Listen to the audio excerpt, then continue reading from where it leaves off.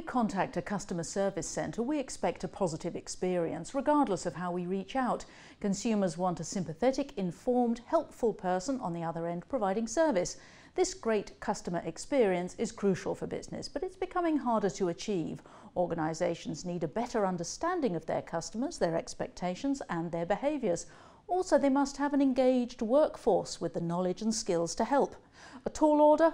Well, one company leading this field is the global enterprise software provider NICE, and today we talk to its president of EMEA, John O'Hara. I'm Sarah Lockett. Welcome to the Business Debate.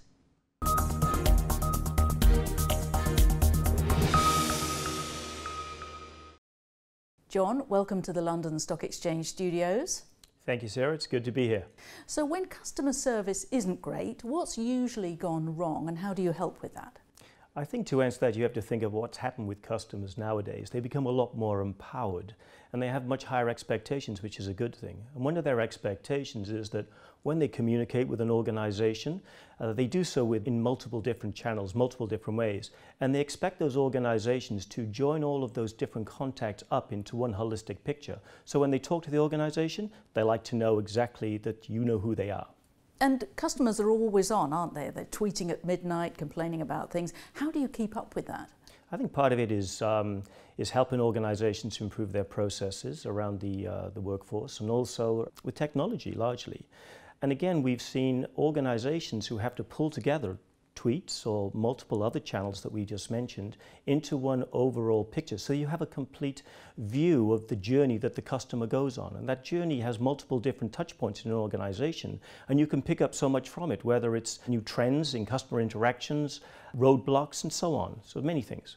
And there's a lot of coverage of robots in the workplace. And you believe that robots are a win-win for companies and also for consumers. Why is that? I think they're a win-win. Well, first of all, when I say a robot, I don't mean a tin man sitting at a desk. I mean software robots or bots as they're called. And they're really there to automate those mundane processes that are so boring and tedious that many of our workers go through.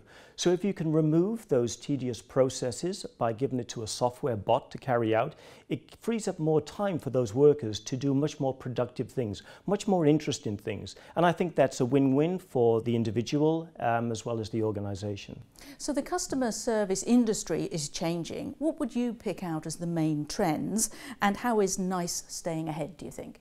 I think there are several trends. The first one is cloud. Everyone seems to be moving towards the cloud now.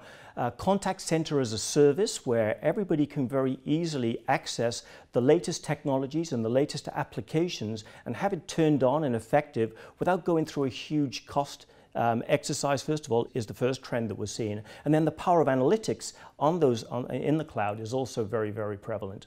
Secondly, I think you'll see digitization. So digital transformation is very key. Again, we talked about robotics. I see both analytics and the power of those software robots as helping in that digitization. And the third area is just data, being able to analyze the huge amounts of data that organizations have to cope with now. You talked about contact center as a service. What are the challenges and the benefits of that? So for contact center as a service, first of all, on the benefit side, it means that organizations, large organizations, can much more quickly get up to speed and running with all the latest technologies that will help their contact centers become more effective. They don't have to spend a lot of time and capital outlay in spending on the infrastructure, because the infrastructure is already there. It's being provided for them. They also have all the latest technology. We've been talking about some earlier on, but they have the latest technology available to them which they can turn on and turn off and literally pay as you go.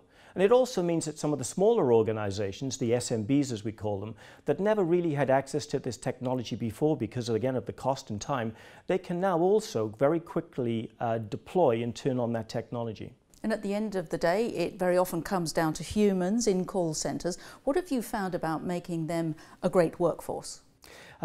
Well, I think a delighted workforce also makes for happy customers as well. So everything that we can do by optimizing that workforce and helping to manage that workforce, by giving them information at their fingertips, by making sure that when a customer calls, they're able to have all the information there that allows them to answer any questions that customer might have.